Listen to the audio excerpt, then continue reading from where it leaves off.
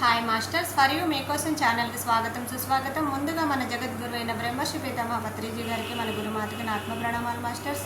Okay masters, ప్రతిరోజు మన ఛానల్లోని స్వాధ్యాయం జరుగుతుంది మాస్టర్స్. ఈరోజు స్వాధ్యాయం చేయడానికి సీనియర్ పిల్లల మాస్టర్ గారైన బిందు మేడం రాజమండ్రి నుంచి వచ్చారు. మేడం గారు సాదరంగా ఆహ్వానించుకుందాం. ఈరోజు మేడం చెప్పబోయే టాపిక్ ఇక జీవితం మన చేతుల్లోనే. ఈ గొప్ప ఆత్మజ్ఞానం అందించడానికి మేడం గారికి వెల్కమ్ చెప్తాం మాస్టర్స్. నమస్తే madam. Thank you madam. Welcome madam. నమస్తే ఫ్రెండ్స్, నమస్తే మేడం. ఫర్ యూ ఛానల్ కి, సరిత మేడం కి, వాళ్ళ గ్రూప్ అందరికి కూడా నా యొక్క కృతజ్ఞతలు తెలుపుకుంటూ, మాస్టర్స్ అందరికి కూడా divine morning my dear friends. ఇవాళ మనం చెప్పుకోబోయే బుక్ ఇక మీ జీవితం మీ చేతుల్లో, లూయిస్ ఎలియే గారిది రచించిన ఈ బుక్ రోజు చెప్పుకుంటున్నాము. ఇది నెక్స్ట్ చాప్టర్ అన్నమాట. మనము వర్సెస్ వాళ్ళు. అంటే ఆవిడ ఆవిడ యొక్క అనుభవం ద్వారా ఈ పుస్తకం ఎంత అద్భుతం అంటే, మన భావాలే మన ఆరోగ్యానికి కారణం. మన భావావేశాలని కంట్రోల్ చేసుకుంటూ, దాన్ని మనం నార్మల్‌గా చేసుకుంటూ, అడ్జస్ట్ చేసుకుంటూ జీవితాన్ని వెళ్ళబుచ్చడం. అంటే రోజు జరిగే జీవితాన్ని అబ్జర్వ్ చేసుకుంటూ వెళ్తే, మనలో కోపాలు, మనలో బాధలు, లేకపోతే ప్రతిదానికి స్పందించేయడం బాగా ఫాస్ట్‌గా అలాంటియన్నీ దాన్నేం చేయాలంటే కంట్రోల్ జేసుకోవాలి. కంట్రోల్ చేసుకోవడం మంచిదేనా, కంట్రోల్ చేసుకొని మళ్ళా లోపల ఉంచుకోకూడదు. ఆ భావాల్ని బయటికి వదిలేయాలి. ఒక వ్యక్తి అంటే కోపం అనుకోండి, తనని క్షమించాలి. క్షమించే గుణం మనలో ఉండాలి. విషయం అయితే ఏదైనా చేయాలి అంటే మై డియర్ ఫ్రెండ్స్, ముందు జ్ఞానం ఉండాలి. జ్ఞానం ఉండాలి అంటే జ్ఞానాన్ని ఉంచుకునే ప్లేస్ ఏదైతే మస్తిష్కం ఉందో దాంట్లో ఉన్న చెత్తని తొలగించాలి. చెత్త అంటే ప్రతి క్షణం అదేదో ఒక ఆలోచన తీసుకొస్తూ ఉంటది మనకి. పనికిరాని ఆలోచనలు. ఉపయోగం లేదు నీ జీవితంలో. నీ ఎదుగుదలకి ఉపయోగం లేని ఆలోచనలు. అందుకే మనం ధ్యాన సాధన చేస్తాం. ధ్యాన సాధన చేసి ఈ బ్రెయిన్ అనేది ఏదైతే ఉందో దాన్ని క్లీన్ చేస్తాం. క్లియర్ బుక్ ఉంటేనే కదా మనం నోట్స్ రాసుకోగలం. అలాగే విజ్ఞానాన్ని మనం దీంట్లో ఉంచుకోవాలి అంటే ముందుగా చేయవలసింది దీన్ని ఖాళీ చేయాలి. ఈ ధ్యానాన్ని నేర్పించిన మన గురువు గారైన బ్రహ్మర్షి పితామహ పత్రిజీ గారికి కోట్ల ఎంత మనం నమస్కారాలు పెట్టినా తీరదు ఆయనకి. మనం చేయవలసింది ఆయన దారిని మనం నడిపించుకుంటూ ముందుకు తీసుకెళ్ళడమే. ఆ విజ్ఞానాన్ని విస్తరింప చేసుకుంటూ, జ్ఞానాన్ని మనం తీసుకుంటూ, ధ్యానం చేసుకుంటూ, మనం ఈ జీవితాన్ని ఎలాగా జీవించాలి అని భూమి మీద తెలుసుకుని మనకిచ్చిన జ్ఞానాన్ని విస్తరింప చేసుకుంటూ వెళ్ళడమే. ముందుగా గురువు గారికి నా ఆత్మ ప్రణామాలు తెలుపుకుంటూ ఆయన సోల్ స్టార్ చక్రాతో కనెక్ట్ అవుదాం ఫ్రెండ్స్. బ్రహ్మర్షి పితామహ సుభాష్ పత్రిజీ గారి యొక్క సోల్ స్టార్ చక్ర, అలాగే జ్వాలాకుల మహర్షి గారి యొక్క సోల్ స్టార్ చక్ర, భూమాత యొక్క సోల్ స్టార్ చక్ర, the great Himalayan master Avatar Babaji గారి యొక్క సోల్ స్టార్ చక్ర, పరమశివుడు గారి యొక్క సోల్ స్టార్ చక్ర. వీళ్ళందరి యొక్క సోల్ స్టార్ చక్ర ఈ మీటింగ్ లో ఉన్న మన అందరి యొక్క సోల్ స్టార్ చక్రతో అనుసంధానమే ఈ శరీరంలోనికి 12 భాగాలకు 7 చక్రాలకు 2,72,000 నాడీ మండలం సిస్టమ్ కి వచ్చి చేరుతూ ఉండాలి. తద్వారా ఈ ఆత్మ విశ్వ కళ్యాణానికి, సమాజ శ్రేయస్కి ఉపయోగపడే ఆత్మగా తయారవ్వాలి. Thank you, thank you, thank you masters. Okay friends, ఇవాళ మనం స్టార్ట్ చేసుకుందాము. ఆవిడ ఏం చెప్తుందో విందాం. ఒక్క క్షణం మీ జీవితంలో మిమ్మల్ని విపరీతంగా అసహనానికి గురి చేసే వ్యక్తిని గురించి ఆలోచించండి. ఓ రోజుకి ఒక్కొక్కరు, చాలా మందికి చాలా రకాలు ఉంటాయి. నేను చెప్పింది మిమ్మల్నే అని అనుకోవద్దు. ఒక్కొక్కరికి అత్తగారిని చూడంగానే కోపం వచ్చేస్తది. ఒక్కొక్కరికి విసిగించేస్తారనమాట. అత్తగారులు మనం చేసింది ఒప్పుకోరు. ఎలాగైనా సరే, ఏ అత్తగారైనా సరే, అమ్మనైతే ఒక 4 మాటలు అనేసి ఊరుకుంటాం. అత్తగారిని అనలేం కదా! సో, దానివల్ల ఆ ఫ్రస్ట్రేషన్ మనలో పెరిగిపోతా ఉంటది. దాన్ని అసహనంగా తయారైపోద్ది మనలో. సో, అటువంటి సిట్యుయేషన్స్‌ని ఎలాగా మనం క్లియర్ చేసుకోవాలి? ఆ వ్యక్తుల్ని మనం ఎలాగా టాకిల్ చేయాలి? అలాగే భార్యాభర్తలిద్దరు. అటు భర్తకి భార్య, భార్యకి భర్త. ఇద్దరికిద్దరు ఎదురు పడంగానే ఆళ్ళు చేసినయన్నీ వీళ్ళకి నచ్చనియన్నీ గుర్తుకొచ్చేస్తాయి. వాళ్ళని తిట్టిపోసేస్తూ ఉంటాం. ఇద్దరు రోజు తిట్టేసుకుంటూ ఉంటే జీవితం ఎలా ముందుకెళ్తది? అటువంటి సమయంలో ఆ వ్యక్తులతో ఎలాగా? సో, ఇట్లాగనమాట. ఎవరైనా చూసి మనకి అసహనం, పిల్లలుంటారు మన మాట వినరు. వినరు గాక వినరు. ఇంకా ఒక విషయంలో మొన్న ఈ మధ్యనే నా ఫ్రెండ్స్ ధ్యానులే ఆవిడ. సీనియర్ మాస్టరే. కూతురు పోలీస్ స్టేషన్‌కెళ్ళి మదర్ మీదే కంప్లెయింట్ ఇచ్చేసింది. పెద్దమ్మాయే ఉద్యోగం వచ్చింది. పెళ్లి చేసుకోమన్నందుకు కంప్లెయింట్. నాకు నేను మైనర్ కాదు మేజరు. మా మదర్ చెప్తే వినట్లేదు. నాకు పెళ్లి చేసుకోమని బలవంతం చేస్తుందని చెప్పి వెళ్లి పోలీస్‌లో కంప్లెయింట్ ఇచ్చేసి ఆవిడ మీద కేస్ పెట్టేసింది. సొంత కూతురే. ముగ్గురు కూతుళ్ళు అందులో ఒక కూతురన్నమాట. అలాగా సొంత పిల్లలే కొంతమందికి చిరాకు తెప్పించే పిల్లలు. అంటే మన కర్మ సిద్ధాంతం ఉంది ఇక్కడ. అన్ని రకాలుగా చూసుకోవచ్చు. మనల్ని చిరాకు పెట్టేవాళ్ళు మనం నేర్పించడానికి వస్తారు మనకి. కానీ అంత సహనం, ఓర్పు మనలో రావాలి అంటే ధ్యానం బాగా చేస్తే అప్పుడు మనకి కొంచెం కాస్తన్నా కొంచెమన్నా ఓర్చుకోగలిగే శక్తొస్తది. సో, అన్ని శక్తులకి ధైర్యం లక్ష్మి చెప్పాను మొన్నే. సో, సాధన మానకండి ఫ్రెండ్స్. ఇది సాధన చేస్తూ ఈ జ్ఞానాన్ని తెలుసుకోండి మీరు. సో, ఆ వ్యక్తిలో మీకు నచ్చని విషయాల్ని లేదా ఆ వ్యక్తిలో మీరు ఏ మార్పును ఆశిస్తున్నారో రాయండి. చిరాకు పెట్టేవాళ్ళు ఉంటారు కదా ఎదురుగుండా. వాళ్ళల్లో ఏ మార్పు కావాలో అదో పేపర్ తీసుకొని రాయండి. ఇప్పుడు కళ్ళు మూసుకొని మీ అంతరంగంలోకి తొంగి చూసుకుని మిమ్మల్ని మీరిలా ప్రశ్నించుకోండి. నేనక్కడ అలా ఉన్నాను. లేదా నేనప్పుడు ఆ విధంగా ప్రవర్తించాను. వీలైనంత ఎక్కువ సమయాన్నే ఈ అంశానికి కేటాయించండి. చూసారా? ఎక్కువ సమయాన్ని ఇటువంటి ప్రాబ్లమ్స్ ఉన్నప్పుడు దాన్ని ఎలా మానసికంగా ఎదుర్కోవాలి? దానికి ప్రాక్టీస్ చెప్తున్నారావిడ. అలాగా మీరేం చేస్తారంటే ప్రాక్టీస్ చేయండి. పేపర్‌లో రాసి, ఆ సమయంలో ఆ వ్యక్తిని చూడంగానే మీరెలా ఫీలవుతున్నారు? ఎందుకలా అయన్నీ పేపర్‌లో రాయండి. ఎవరికీ చూపించాల్సిన పని లేదు. మీరు మీ లోపలున్న భావాన్ని బయటికి చెప్తే వినేవాళ్ళెవరు లేరు ఈ కాలంలో. మన మామూలు మాట వినడానికే లేదు. ఇంక నీ కష్టాలు చెప్తే ఎవరు వింటారు? అయినా చెప్పాల్సిన అవసరం లేదు. ఓ పేపర్ తీసుకొని మీలో ఉన్న భావాలన్నీ దానిలో రాయమంటున్నారు. నువ్వు మారాలనుకుంటున్నావా? అని మిమ్మల్ని మీరు సూటిగా ప్రశ్నించుకోండి. తెలిసింది కదా ఫ్రెండ్స్. మనం ఈ భౌతిక శరీరమే కాదు. ఇందులో 7 శరీరాలున్నాయి. 4 శరీరాలు భూమికి సంబంధించినవి. మిగతా హ్మ్. 2 శరీరాలు అంటే నీ పూర్ణాత్మ స్థితికి చేరుకునేసరికి అక్కడ అందుకుంటావు. ఈ 4 శరీరాలు, ఈ భౌతిక శరీరమే నువ్వు. సో, నీ ఎథరిక్ బాడీ అంటే భావావేశాల శరీరం విడిగా ఉంటుంది. ఆ ఆ భావావేశ శరీరం ఈ భౌతిక శరీరంతో మాట్లాడాలి. అందుకనే అద్దంలో మాట్లాడండి అని ఎందుకంటామంటే, అద్దంలో నిన్ను చూసి నువ్వు చెప్పుకోవాలి. నువ్వు మారాలనుకుంటున్నావా? అని నీకు నువ్వే అడగాలి అద్దంలో చూసుకొని. అన్నీ మిమ్మల్ని మీరు సూటిగా ప్రశ్నించుకోండి. అటువంటి ఆలోచన విధానాన్ని, అలవాట్లని, నమ్మకాల్ని మీలోంచి మీ ప్రవర్తనా విధానంలోంచి తొలగించిన క్షణమే ఆ వ్యక్తులు మారడం గాని, లేక వారు మీ జీవితంలోంచి నిష్క్రమించడం గాని జరుగుతుంది. చూసారా ఫ్రెండ్స్? మీరు నేను చెప్పాను కదా! ఇందాక ఫ్రెండ్ వాళ్ళ కూతురు పోలీసు ఇచ్చిందని ఆవిడ చాలా ధ్యానం చేస్తారు కదా! పిరమిడ్ కూడా కట్టారు. ధ్యానం చేస్తుంటే ఆఖరికి ఇప్పుడు ఆ అమ్మాయి వెళ్ళిపోయింది ఇంట్లోంచి. వెళ్ళిపోయి విడిగా ఉంటుంది. విడిగా ఒక రూమ్ ఇల్లు తీసుకొని అద్దెకుంటుంది. విశ్రమించడం అంటే అదే అన్నమాట. ఇప్పుడు ఈవిడ ధ్యానం ఈవిడ చేసుకుంటుంది. సర్లే ఏ ఏ కర్మకి నేను మా పిల్లని కన్నాను. తనే తెలుసుకుంటది ఒకరోజు అని ఓర్పు సహనంతో ఆవిడ వెయిట్ చేస్తున్నారు. వదిలేసారు. అలాగా జరుగుతుందనమాట. అలా ఉంటది. నిష్క్రమించేసింది ఆ అమ్మాయి. అలాగే ఇంకో వ్యక్తికి కూడా నేను ఇలాగే చెప్తే ఆవిడ ఏకంగా బ్యాంక్‌లో మేనేజర్‌ని తట్టుకోలేకపోతుంది. హారాస్మెంట్ అన్నమాట. ఈవిడేమో అసిస్టెంట్ మేనేజర్ బ్యాంక్‌లో. ఈ ధ్యానం చేస్తూ నేను పూర్ణాత్మతో మాట్లాడి కనెక్ట్ చేసి అది పూర్ణాత్మ లెవెల్‌లో అది మార్పు. ఇంచుమించు ఇలాగే ఉంటది. పూర్ణాత్మ అంటే నీవే.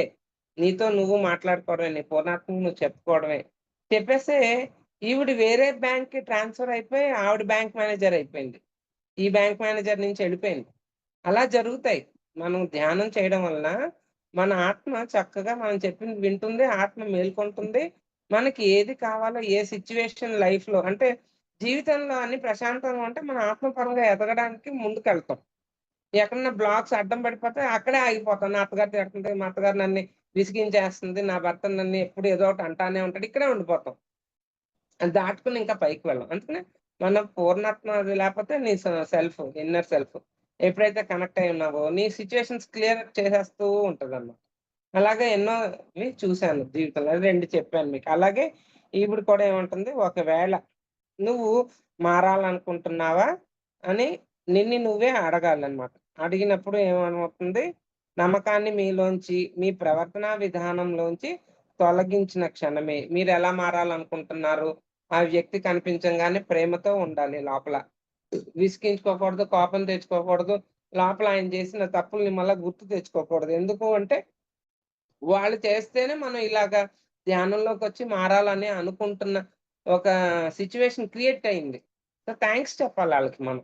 ఎంతో థాంక్స్ చెప్తే గాని మనం ఇంత ధ్యానం నేర్చుకుని, జ్ఞానాన్ని తెలుసుకొని, నేనే ఆత్మ స్వరూపాన్ని జ్ఞా ఆహ్, అనుభవమే జ్ఞానం కోసం వచ్చాను. ఇవన్నీ కూడా వాళ్ళ ద్వారానే జరిగినియి గాబట్టి, వాళ్ళకి మనం ఎంతో కృతజ్ఞతా భావంతో, ఎంతో థాంక్స్ చెప్పుకునే స్థితికి మనం చేరుకోవాలి. అది ఇచ్చేది ధ్యానమే.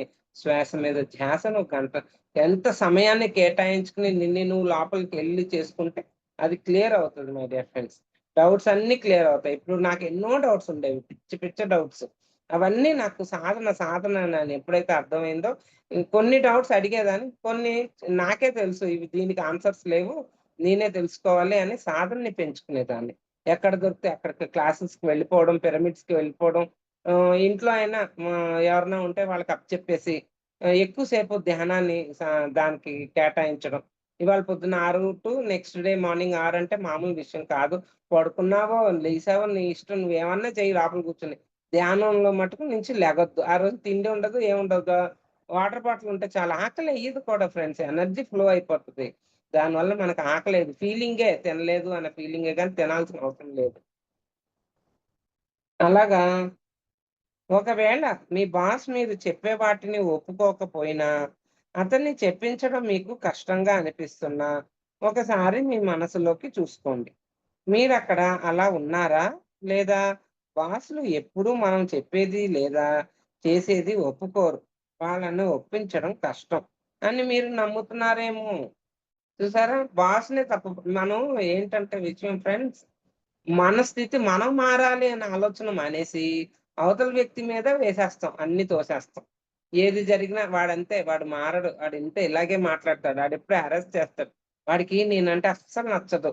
ఎందుకంటే వాడికన్నా ఎక్కువ జీతం నాకొస్తుంది కదా ఆఫీస్‌లో. ఆఫీస్ విషయాలు చెప్తున్నా. అది ఏంటంటే మనకి అలాంటి ఫీలింగ్స్ వచ్చేస్తాయి. ఎప్పుడైతే ధ్యానం చేస్తున్నామో, ఓహ్! ఇది నాకీ సంఘటన ఎందుకు జరిగింది? ఇక్కడ నేనెలా మారాలి? నన్ను నేనెలా మార్చుకోవాలిక్కడ? అనే క్వెషన్ ఉద్భవించాలి మనకి. అదే న్యూ ఎనర్జీ చెప్పుద్ది. ఇక్కడ ఏం నేర్చుకోవాలి? ప్రకృతి ఎందుకు నాకు ఈ సిట్యుయేషన్ తీసుకొచ్చింది అన్న జ్ఞానం మనకుండాలి. అలా ఆడిని అవతలోడినే తిట్టేస్తాం. అవతలోడినే కేకలేస్తాం. సో, అది రాంగ్ అంటున్నారు. మీరు నమ్మకాన్ని బట్టే అక్కడ సిట్యుయేషన్స్ జరుగుతాయి అని అంటుందావిడ. ఒకవేళ మీ అదే మీరు నమ్ముతున్నారు గాబట్టి అదే నీ జీవితంలో జరుగుతుంది.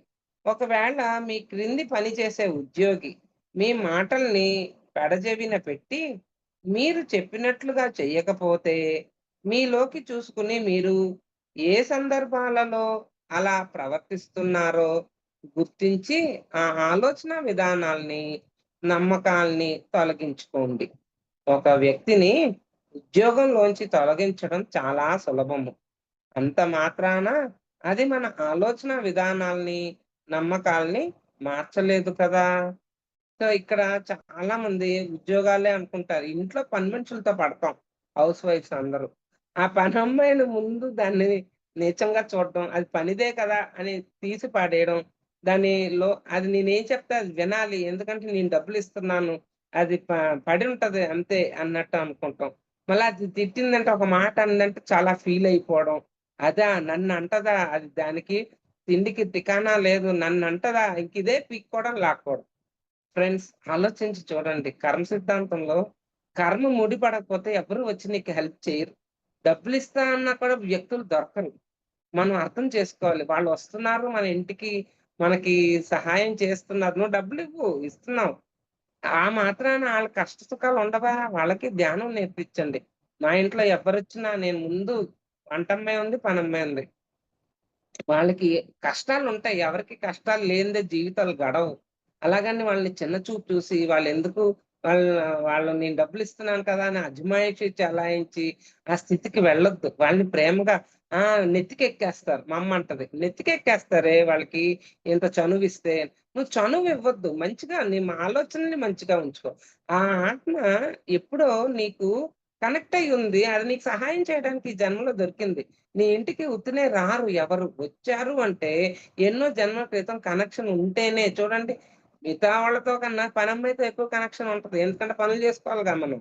చేసుకోలేక వాళ్ళతో ఆధారపడిపోయినప్పుడు ఆళ్ళ మీద అలాగని జెప్పేసి పూర్తిగా ఆధారపడిపోమని నేనేం అనట్లేదు. నేననేదేంటంటే యాక్సెప్ట్ చేయండి. ఆ యొక్క సోల్ పరంగా చూడండి. అలాగని చెప్పి నెత్తికెక్కించుకో బ్యాలెన్స్ చేయాలి. మంచిగా ఉండండి. వాళ్ళని నీచంగా చూడొద్దు. వాళ్ళు హయ్యర్ సోల్స్ మీకు తెలీదు. నేనెన్నో అనుభవాలు పనోళ్ళతో. ఎందుకంటే పెళ్ళయ్యి ఇప్పుడు 35 ఏళ్ళు. ఎంతమందోళ్ళు పనోళ్ళు మానుంటారు. కానీ ధ్యానానికి ముందు నా ఆలోచన విధానం వేరు. సేమ్ ఈ బుక్‌లో చెప్పినట్టు మా అమ్మ ఎలా ప్రవర్తించేదో పనోళ్ళతో నేను అలా ప్రవర్తించేదాన్ని పెళ్లి కాకముందు. మా అత్తగారు ఎలా ప్రవర్తించేవారు చెప్పేవారు. అజా ఉండాలి. పనోళ్ళు ఎనకాలే నిలబడాలి మనం. నమ్మకం ఉండదు. ఏం పట్టుకుపోతారో ఏంటో ఇదే నేర్పించేసారు మనకి. ఆళ్ళ ఎనకాల ఉండాలి. ఆళ్ళ ఎనకాల ఉండాలి. నాకు ఫస్ట్ నుంచి అజా ఉండదు. వదిలేస్తాను. అందరూ మంచోళ్ళే ఫస్ట్ నుంచి. కానీ చెడ్డోళ్ళు కూడా ఉన్నారు అని ఎప్పుడు ధ్యానం తర్వాత తెలిసింది. కానీ చెడ్డోళ్ళున్నా నువ్వు వాళ్ళ మీద నీ ఆలోచన ప్రభావం పడింది. అందుకని ఆళ్ళింకా చెడ్డోళ్ళుగా మారిపోతున్నారు. వాళ్ళకి నువ్వు ధ్యానం నేర్పించు. చెడ్డోళ్ళు మంచోళ్ళుగా అందరూ చెడ్డోళ్ళుగా ఉండిపోరు అలాగా ఎప్పటికి ఆళ్ళకి డబ్బు లేక, తిండి లేక అలాంటి ఆలోచనలు ఆళ్ళకొస్తున్నాయి. అదే నువ్వు ధ్యానం నేర్పించావనుకో ఎక్కడ వాళ్ళకి తిండి కానీ, డబ్బుకి గాని సమస్యలుండవు. సహజంగా జరిగిపోతూ ఉంటాయి. ఎంతమందిని చూసానో మా ఇంట్లో పని మనుషుల్ని. ఇప్పుడు అందులో ఎగ్జాంపుల్ ఒకటి కూడా చెప్పొచ్చు. ఒకటి చాలా హైయర్ ఎనర్జీ ఓహ్! పని మనిషి. ఆ అమ్మాయి బెజవాడలో ఉండేది. మా అమ్మగారి ఇంట్లో వంట చేసేది. పనమ్మి అన్ని కింద దానికి ఇల్లిచ్చి మొత్తం మా ఇంట్లో పెట్టేసుకున్నాం. అసలది చేసే ధ్యానం తెల్లవారుజామున 3కి లేసి కూర్చొని చేసేది. ఎందుకంటే భర్త ఒప్పుకునేవాడు కాదు. దాన్ని ధ్యానంలో కూర్చుంటే పని పాట నాన్ వెజ్ మానేయాలి కదా! నాన్ వెజ్ మానేసింది. ధ్యానంలో కూర్చునేది. మూడోమో ఒప్పుకునేది. నాకు వండి పెట్టాలి, నువ్వు పిల్లలకి పెట్టాలి. ఏంటి నువ్వు పిచ్చిగా వాళ్ళంటే ఉన్నవాళ్ళు డబ్బులు ఆళ్ళ ధ్యానాల్లో ఏదో జేసుకుంటారు. అలాంటివి నువ్వు నేర్చుకోకని దాన్ని తన్నేసి కొట్టేసేవాడట. అది ఏం చేయాలో అర్థం గాక నేను అడిగితే తెల్లవారుజామున 3కి లేసి కూర్చొని ధ్యానం చేసేది. అలా ఆయన పడుకొని పోయాక బాగా.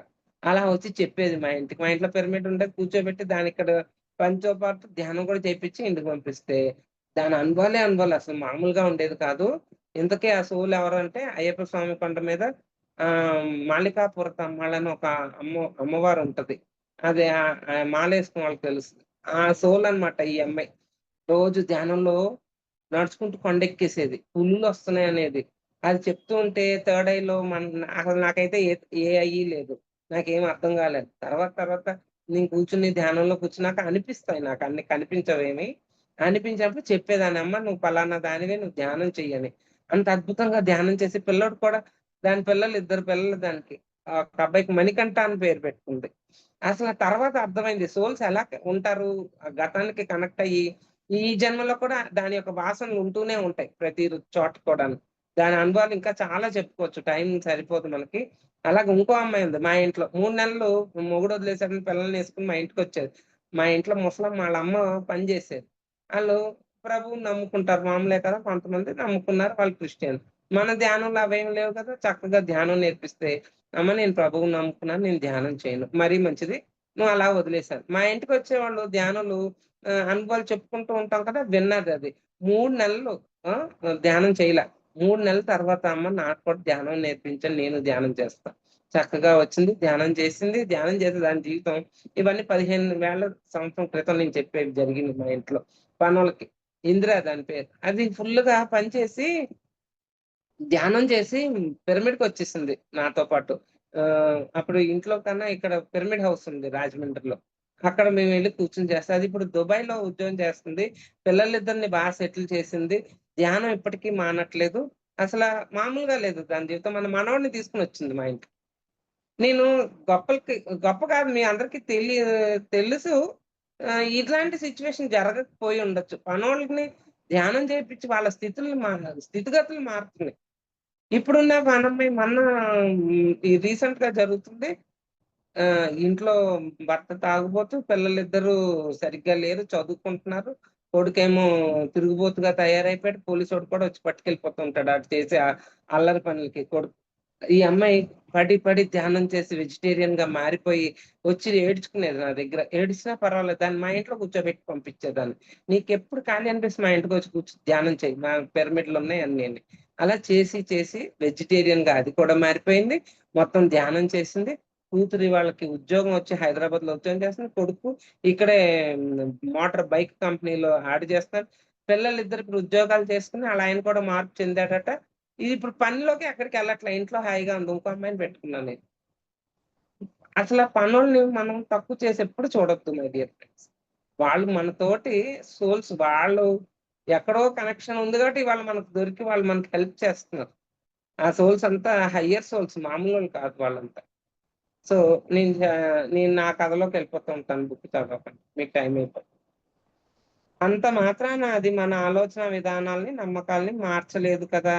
అంటే వాళ్ళని మనం తప్పుగా చేసి ఎవరిదైనా కింద చిన్ చిన్న జీతగాళ్ళు మన కింద ఉన్న వాళ్ళని మనం ఆళ్ళతో ప్రవర్తించకూడదనమాట. మీ కొలీగ్ మీతో గాని, లేదా మీ టీమ్‌తో గాని సహకరించకుండా ఉంటే, మీరా వ్యక్తిని ఏ ఆలోచన విధానాలతో, నమ్మకాలతో మీ వైపుకు ఆకర్షిస్తున్నారోనని మీ అంతరంగంలో వెతకండి.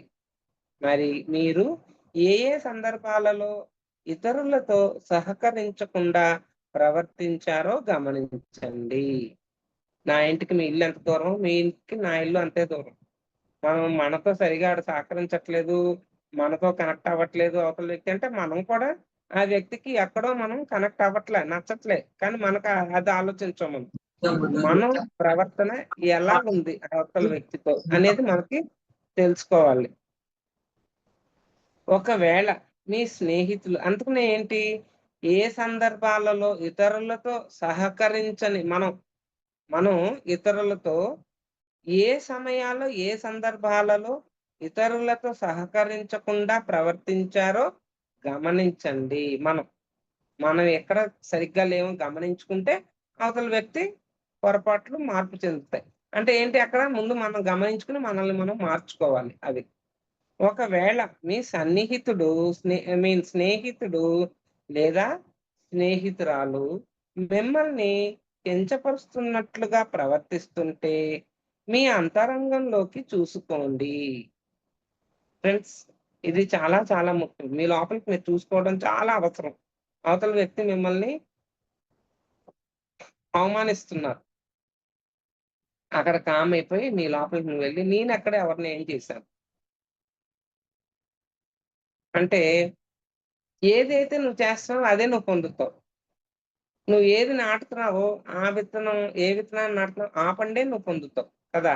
అలా అప్పుడు అది ఏదైతే నీకు ఎదురవుతుందో ఆహ్, సంఘటన, ఆ సంఘటన నీ జీవితంలో నువ్వెప్పుడు చేసావు? అలా నువ్వెప్పుడు ప్రవర్తించావు? నిన్ను నువ్వు చూసుకోమంటున్నారు అది. మీ జీవితంలో మీరెప్పుడెప్పుడు ఎవరెవరితో కించపరిచేటట్లు ప్రవర్తించారో గమనించండి. లేదా ఇతరులచే నేను కించపరచబడుతున్నానన్నది మీ నమ్మకమా? ఆలోచించండి. అవునా ఫ్రెండ్స్? నన్ను అంటూ ఉంటారు, ఆఫీస్‌లో అందరూ, బయట అందరూ నన్ను రాజులాగా ఇంత మర్యాద ఇచ్చేసి, ఇంత ఏదో గొప్పగా నన్ను చూస్తారు. ఇంటికి రాంగానే నువ్వేంటే నన్ను ఇలాగ తీసి పడేస్తుంటావు అన్నిట్లో అంటుంటాడు నన్ను. ఓహో! నేను మాట్లాడేటప్పుడల్లా ఆయన్ని తీసి పడేస్తున్నాను అన్నట్టు ఆయన ఫీల్ అవుతున్నాడు. నేను కూడా ఆయన్ని పొగుడుతూ ఉండాలి అని అర్థమైంది. పొగిడితే బయటోళ్ళందరూ ఆయనతో పని చేయించుకోవాలంటే పొగుడుతారు. మనకేం పనుంది? మనం ధ్యానం చేస్తున్నాం. ఆయన మనకేం చెయ్యక్కర్లే గాని పొగుడుతూ ఉండాలి అని నాకప్పుడు అంటే అలా వాళ్ళ ఆలోచన విధానం అలాగుంది. పొగడ్డం అంటే పొగడ్డం కాదు. నిజంగా ఆళ్ళు చేసిన మంచి పనులుంటాయి కదా! భర్త అనేవాడు భరిస్తూ ఉంటాడు మనల్ని. ఆ భరించినప్పుడు వాళ్ళకి తగ్గట్టు మనం హ్మ్. మ మ మసగాలి. మసలాలి. ఆ మసిలినప్పుడు వాళ్ళు కూడా మనకి ఎంత వెయిట్ మనం ఆళ్ళకిస్తాం, వాళ్ళు అంత వెయిట్ మనకిస్తారు. అర్థమైంది కదా ఫ్రెండ్స్. మనం అలా తీసుకోంగా ఇంట్లో ఉన్న పిల్లల్ని, భర్తని, భార్యని ఏదో ఫ్రీగా వచ్చినట్టు మనం వాళ్ళతో ప్రవర్తిస్తూ ఉంటాం. మళ్ళీ వాళ్ళు నాకు సహకరించట్లేదు, నేను అనుకున్నట్టు వాళ్ళు ఉండట్లేదు. రకరకాల ఇది రిలేషన్‌షిప్‌లో మామూలే. కానీ దాన్ని కూడా మార్చుకోవచ్చు అని ఇక్కడ చెప్తున్నారనమాట. ఆలోచించండి బాగా అని అంటుంది. ఒకవేళ మీ ప్రియుడు అయితే ప్రియురాలు తన ప్రేమని వ్యక్తపరచకుండా లేదా మీపై ప్రేమ చూపకుండా ఉన్నారా? మళ్ళీ అంతరంగంలోకి చూసుకోండి.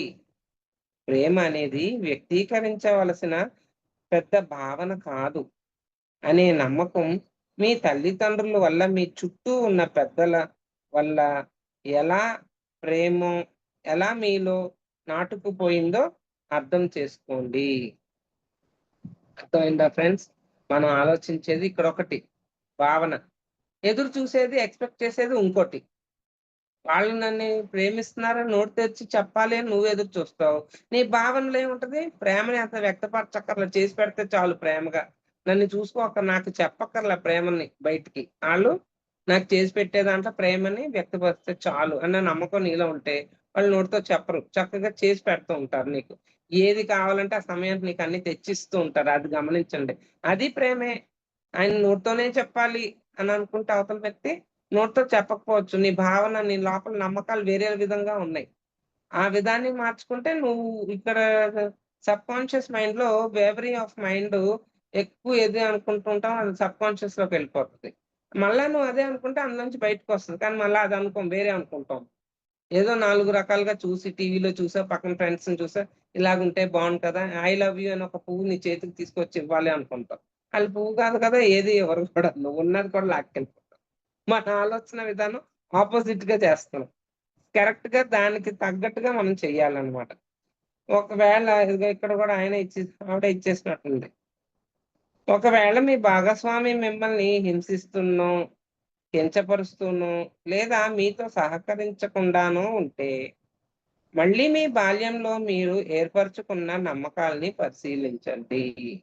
ఇక్కడ ఏమి లేదు ఫ్రెండ్స్. మీ నమ్మకాలని ఒకసారి పరిశీలించండి ప్రతీది. మనం చెప్పేది ఒకటుంటది. లోపల నమ్మకం వేరుగా ఉంటది. నమ్మకాన్ని బట్టి అది అక్కడ మన జీవితాల్లో జరుగుతూ ఉంటాయి. మనమేమో నా ఇప్పుడిప్పుడియి అన్నీ హ్మ్. నువ్వు నమ్మింది నువ్వు మాట్లాడవు. చెప్పవు. లోపల ఎక్కడో ఉంటది కదా నమ్మకం. కానీ మాట్లాడే మాట వేరేలాగా ఉంటది. అది మార్చుకోండి. గమనించుకోండి మిమ్మల్ని మీరు అంటున్నది ఆవిడ. ఓహ్! సహకరించకుండానో ఉంటే, మళ్ళీ మీ బాల్యంలో మీరు ఏర్పరచుకున్న నమ్మకాల్ని పరిశీలించండి. మీకు హింసించే, కించపరిచే లేదా సహకరించని తల్లిదండ్రులు ఉన్నారా? లేదా మీరే అలాంటి వారా? విశ్లేషించుకోండి. ఒక సిట్యుయేషన్ ఎదురయింది అంటే, నీలో ఉన్న భావమే నీకు ఎదురవుతదట. అది ఈ బుక్ ఎన్ని బుక్స్‌లో మాస్టర్స్ చాలా వాటిల్లో చెప్పారు. 'మరణం లేని మీరు'లో కూడా ఇదే ఉంది మాట. నెక్స్టు నీ ఇది ఆత్మాయనం. ఆత్మాయనంలో కూడా నీ ఆత్మ లో ఉన్న ఏదైతే నువ్వు విడుదల చేస్తున్నావో భావాన్ని, అదే మళ్ళా నీకొచ్చి ఎదురవుతది. ఇస్తూ ఉంటే వస్తూ ఉంటదంటారు కదా! బంతికి గోడకేసి కొట్టామనుకోండి తిరిగి నీకే వస్తది. అలాగే నీ భావాన్ని ఏదైతే నువ్వు రిలీజ్ చేస్తావో అదే భావం మళ్ళా తిరిగి అవతల వ్యక్తి ద్వారానో, లేతే సిట్యుయేషన్ ద్వారానో మళ్ళా నీకే వచ్చి కూర్చుంటది. సో, నువ్వు భావాన్ని రిలీజ్ చేసేటప్పుడు జాగ్రత్తగా రిలీజ్ చేయాలి. నీ ఆలోచనని నువ్వే జాగ్రత్తగా ఆలోచించాలి. అర్థమైందా ఫ్రెండ్స్? ఇది కొంచెం ఈజీ చెప్పినంత ఈజీ కాదు. కష్టమే ప్రాక్టీస్ చెయి. భావాన్ని వదిలే ముందు గట్టిగా దాన్ని జాగ్రత్తగా ఆగు. నేను ఈ భావాన్ని వదలట్లేదు. మంచి భావాలు నీకేది కావాలనుకుంటున్నావో అటువంటి భావాల్ని రిలీజ్ చేయండి. మీ పిల్లలు మిమ్మల్ని బాగా విసిగిస్తున్నారా? అయితే అవి ఖచ్చితంగా మీ ప్రవర్తనలే అని నేను పూచి ఇవ్వగలను. పిల్లలెప్పుడూ తమ చుట్టూ ఉన్న పెద్దల్ని గమనించే ప్రవర్తించడం నేర్చుకుంటారు. అటువంటి ప్రవర్తనా తీరుల్ని మొదట మీ అంతరంగంలో కడిగేయండి. మార్పు దానంతటే బయట సంభవిస్తుంది. చూసారా? ఎంత ఈజీగా నీ లోపల ఎప్పుడైతే నువ్వు మార్చుకుంటావో, అదే నీ పిల్లలు నిన్ను చూసి కాపీ కొడతారు. ఇయన్నీ కాపీయే. Copy cat. పిల్లలు నిన్ను చూసి కాపీ కొడుతుంటే నీ యొక్క ప్రవర్తనని వాళ్ళ ప్రవర్తనలో నీకు నచ్చట్లేదు. విసుగొస్తుంది వాళ్ళ ప్రవర్తన అంటే అది నీలో నుంచి వచ్చిందే కాబట్టి నువ్వు ఎక్కడ మారాలో నిన్ను నువ్వు మార్చుకున్న రోజు నీ పిల్లల్లో కూడా మార్పు ఆటోమేటిక్ గా సంభవిస్తుంది. ఇతరుల్ని మార్చడానికే ఒకే ఒక మార్గం ఉంది. అది మనల్ని మనం మార్చుకోవడము. ఇది చాలా ఇంపార్టెంట్ పాయింట్. ఇది మీరు రాసుకుంటే కూడా రాసుకోవచ్చు. ఇతరుల్ని మార్చడానికి ఒకే ఒక్క మార్గం ఉంది. అది మనల్ని మనం మార్చుకోవడం. మీ ఆలోచన విధానాల్ని మార్చుకోండి. వాళ్ళు కూడా మారుతారు. నిందించడం అనేది సాయపడదు. నిందించడం వల్ల మన శక్తిని కోల్పోతామంతే. మీ శక్తుల్ని సమీకరించుకోండి. శక్తి లేకుండా ఇప్పుడు ఇది ఫస్ట్ నేను విన్న రోజుల్లో నన్ను నేను మార్చుకోవడానికి సిద్ధపడి అవతల వ్యక్తిని జడ్జిమెంట్, కామెంట్ చేయడం మానేశాను. నన్ను నేను మార్చుకోలేకపోయాను. ఏంటి కామెంట్ చేయడం, జడ్జిమెంట్ చేయడం అవతల వ్యక్తిలో మానేశాను. కానీ నాలో నేనేదైతే సరికాని పనులంటే నాకు ఓకే. అవతల వ్యక్తికి నాట్ ఓకే. నేను చేసే పనులు నాకు నేను ఓకే. నేను బానే ఉన్నా. ఆహ్, నేను చేసుకునేది నాకు నచ్చుతుంది. పట్టించుకోను వెళ్ళిపోతూ ఉంటా. అవతల వ్యక్తి అదే చూస్తాడు. మనం శుభ్రంగా ఉన్నామా? శుభ్రం చేస్తున్నానా? పెట్టిన గ్లాసు పెట్టిన చోట పెడుతున్నామా లేదా? అది పక్కన ఎక్కడన్నా వేరే చోట పెట్టామనుకో చిరాకు పడిపోతాడు. అదేంటి గ్లాస్ ఇక్కడ పెట్టకూడదా? అక్కడే పెట్టాలా? ఆయన చెప్పిన చోటే అనుకునేదాన్ని ఒకప్పుడు. ఆయన ఏం చేశాడు? నాకన్నా ముందు ఆయన ఏం మెడిటేషన్ చేయరు, ఏం చేయరు. ఆళ్ళు అడ్జస్ట్ అయిపోయి ఇది ఇంతే, ఇది మారదు అని వదిలేసిపోయాడు. అయిపోయింది వదిలేసాడు. కానీ నాకు ఈ మధ్య కాలంలో అర్థమవుతుంది. ఆయన్నేమి ఆయన మా వాళ్ళని జడ్జిమెంట్ చేయడం అన్నీ వదిలేసాను. నాలో మార్పుని ఈ మధ్యన చూస్తున్నాను. నేను మారలే. నాకు నచ్చినట్టు నేను చేసుకుంటూ పోతున్నా. కానీ ఈ మధ్య కాలంలో కొంచెం ఎనర్జీ పెరిగిన మార్పు చెందింది నాలో. అప్పుడు అర్థమవుతుంది. ఇది ఇక్కడ కాదే. పెట్టింది పెట్టిన వస్తువు పెట్టినట్టు పెడితే తీసుకోవడం చాలా ఈజీగా ఉందే.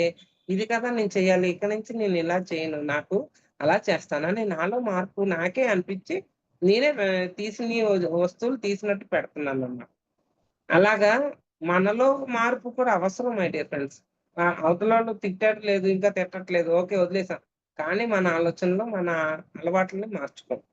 మెయిన్ మన అలవాట్లని మార్చుకోవడానికి ప్రయత్నం చేయండి. కొంచెం కష్టమే కాదనను. ఎందుకంటే మనకు నచ్చదు మన అలవాట్లు సడెన్‌గా ఇక్కడ పెట్టిన పెన్ను అక్కడే పెట్టాలి అంటే కొంచెం కష్టం. కానీ దాని వెనకాల ఉన్న హ్మ్, ఆ నాలెడ్జ్‌ని మనం పట్టుకున్నాం అనుకోండి. అప్పుడు ఆ పెన్ అక్కడే పెడతాం. నాలెడ్జ్ ఏంటి? కరెక్ట్‌గా పెన్ను ఎక్కడుందో రోజు అక్కడ పెడితే ఆ పెన్ అవసరమైనప్పుడు టక్కుమని తీసుకోవడానికి ఈజీ ఉంటది. సో, ఆ వస్తువుని ఎక్కడ పెట్టాలో అక్కడ పెట్టాలి. అది నాకు అలవాట్లేదు చిన్నప్పుడు. ఇక్కడియి అక్కడ పెట్టాలి, అక్కడ ఇక్కడ పెట్టేసి వెతుకుతా ఉంటాను. దాన్ని సార్టింగ్ ఆఫ్ థింగ్స్ అని సార్ట్ చేస్తాం. గేమ్‌లో ఆడతాం. సార్ట్ చేయడం. ఏది దేనికి సార్ట్ చేస్తుంటాం. ఇంట్రెస్టింగ్‌గా ఉంటది. గేమ్‌లో ఇంట్రెస్టింగ్ అంటే జీవితంలో సార్ట్ చేయాలి నువ్వు ముందు. అంటే ఎక్కడియి అక్కడ దేనికి సంబంధించిన దాన్ని ప్లేస్‌లో అవి పెడుతూ ఉంటే చక్కగా మన అవసరమైనప్పుడు అది గుర్తుకొస్తే టక్కుమని తీయొచ్చు. అది నాకు అర్థమైందనమాట. అర్థం అవ్వడం ఏంటి అలవాటు లేదు మనకి. అంత చిన్న చిన్నయే పెద్దయి ఏముండవు డిఫరెన్స్. చాలా చిన్నయే ఆ ఇంట్లో మనం మార్చుకోవాల్సింది. పెద్ద ఏమి పెద్దగా ఎళ్ళిపోయి జీతాలు కింద మీద పడిపోయి ఉద్యోగం చేసి లక్షలు లక్షలు సంపాదించి తెమ్మనేమి అడగట్లేదు ఇంట్లో. చిన్న చిన్న మార్పులు ఆళ్ళకి నచ్చనివి నీట్‌నెస్ కావాలంటారు. కొంతమందికి నీట్‌నెస్‌తో పెద్ద పనేముంటది. ఏముందిలే ఇది తీసి అక్కడేస్తే అయిపోయింది కదా అనుకుంటాం. చెయ్యం. అశ్రద్ధ అంతే. చిన్న విషయాల్లోనే వానికి పెద్ద పెద్దయి కనిపిస్తాయి మార్పులు జరగాల్సినయి. నిందించడం అనేది సాయపడదు. నిందించడం వల్ల మన శక్తిని కోల్పోతాం అంతే. సో, నిందించడం వల్ల ఏం జరుగుతుంది? ఎనర్జీ వేస్ట్ అయిపోద్ది. కరెక్టే. నేను ఇవన్నీ ఎప్పుడో మానేశాను. అర్థమవుతుంది. ఎవరిని నిందించను. అవసరం లేదు. ఇది నాకే జరుగుతుంది. నేనే నేర్చుకోవాలి అనుకుంటాను కానీ, దాన్ని ఎలా నేర్చుకోవాలి? మార్చాలి అనేది శ్రద్ధ పెట్టలేదెప్పుడు. ఒక నిస్సహాయుడైన, శక్తిహీనుడైన వ్యక్తి స్వస్థత వైపు ప్రయాణించడానికి చాలా కష్టపడాల్సి ఉంటుంది. సో, అదే ఇప్పుడు నేను చెప్పింది. ప్రేమను ఆకర్షించబడము. ప్రేమను ఆకర్షించబడము. సారీ. ప్రేమను ఆకర్షించడము. ఎలాగ నువ్వు ఆకర్షించాలి? ఇదొక్కటే పాయింట్ అయిపోయింది. మనము ఏమాత్రం ఆశించకుండా వెతకకుండా ఉంటేనే ప్రేమ లభిస్తుంది. ప్రేమ కోసం వేటాడుకుంటూ పోతే మీరు సరైన భాగస్వామిని పొందలేరు. ఇలా ప్రేమ కోసం వెతుకులాడుతూ పోతే మీకు మిగిలేది కేవలం ప్రేమ కోసం పరితపించడము లేదా అందలేదని వ్యసన వ్యసన పడడము. ప్రేమ అనేది నిజానికి బయట లేదు. అది మన అంతరంగంలోనే ఉంది. ప్రేమ అనేది వెంటనే రావాలని ప్రాకులాడకండి. బహుశా మీరు ప్రేమని పొందేందుకు సిద్ధంగా లేరేమో, లేదా మీరు కోరుకునే ప్రేమని ఆకర్షించేంతగా మీరు ఎదగలేదేమో. చెక్ చేసుకో. ప్రతీది చెకింగ్ లో ఉంది. ఎవరో ఒకరులే అని దొరికిన వారితో సరిపెట్టుకోకండి. మీకు ఎటువంటి లక్షణాలున్న వారు కావాలో ప్రమాణాల్ని నిర్ణయించండి. ఎటువంటి వారిని మీరు ఆకర్షించదలుచుకున్నారు? మీలోని లక్షణాలన్నిటినీ లిస్ట్ రాయండి. ఆ లక్షణాలున్న వ్యక్తినే మీరు ఆకర్షిస్తారు. మీకు ఎటువంటి లక్షణాలున్న వ్యక్తిని ఆకర్షించాలనుకుంటున్నారో ఆ లక్షణాన్ని మీలోనూ పెంపొందించుకోండి. అప్పుడు మీరు ఆ వ్యక్తిని ఆకర్షించగలుగుతారు. ఏ విషయాలు మీకు ప్రేమని అందనివ్వకుండా చేస్తున్నాయో గమనించండి. మిమ్మల్ని మీరు ఒప్పుకోకపోవడమా? మీకు అర్హత లేదని భావిస్తున్నారా? ఆ ఆ సంభవమైన లక్షణాలను కోరుతున్నారా? అసంభవమైన లక్షణాలు, అసంభవం కాదు, అసంభవమైన లక్షణాలను కోరుతున్నారా? సినీ తారల ముఖాల్లా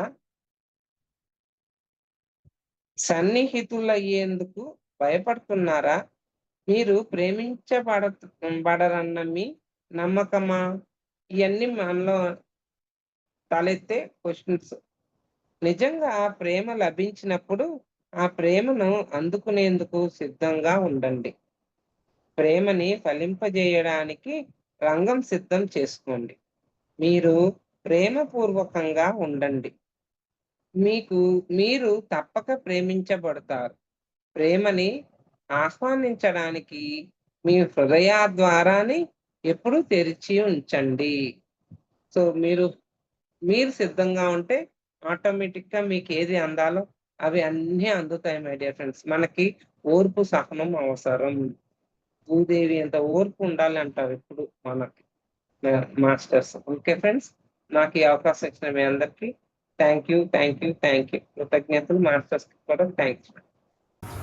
thank you madam, thank you so much. మరియు మీకోసం మన ఛానల్కి వచ్చి ఎంతో గొప్ప ఆత్మజ్ఞానం అందిస్తున్న మాస్టర్లందరికీ, బిందు గారికి, అనుజ మేడం గారికి ధన్యవాదాలు తెలుపుకుందాం మాస్టర్స్. Thank you masters.